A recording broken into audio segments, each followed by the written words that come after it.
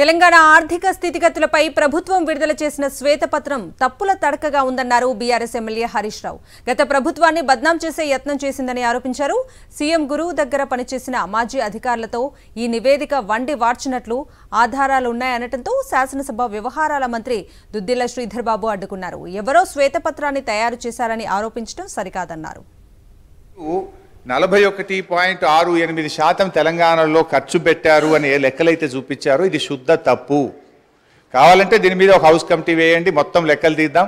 నిజంగా ఎంత ఖర్చు అయిందో కావాలంటే మేము చూపించడానికి, రుజువు చేయడానికి సిద్ధంగా ఉన్నాం. అంటే మీరేంటంటే అది 41.68% ఉమ్మడి ఆంధ్రప్రదేశ్లో ఖర్చు అయింది, అది ఏదో మెరుగ్గా ఉందని చెప్పి చూపించేటువంటి ఒక ప్రయత్నం చేసినారు, which is totally false and wrong అధ్యక్ష.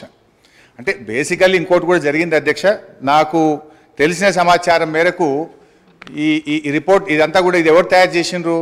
మీకు తెలంగాణ అధికారుల మీద నమ్మకం లేక మన ముఖ్యమంత్రి గారి పాత గురువు గారి శిష్యులు, ఒక రిటైర్డ్ ఐఏఎస్ అధికారి, ఒక సస్పెండ్ అయినటువంటి ఫైనాన్స్ డిపార్ట్మెంట్ ఆంధ్రప్రదేశ్ అధికారులను పెట్టి ఇదంతా ఒక కుక్కుడప్ స్టోరీ తయారు చేసి ఇది ప్రజల ముందు పెట్టేటువంటి ప్రయత్నం చేస్తూ ఉన్నారు.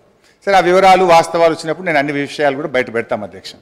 ఈరోజు లెక్కల తప్పు ఉంటే తప్పకుండా తప్పో ఒప్పో మా ఫైనాన్స్ మినిస్టర్ గారు తప్పకుండా చెప్తారు. కానీ ఎవరో ప్రిపేర్ చేశారు, ఎవరో ముందు పెట్టారు, ఏదో ఆపోగలరు. I request honourable member to withdraw the word, sir, other expunge from the records.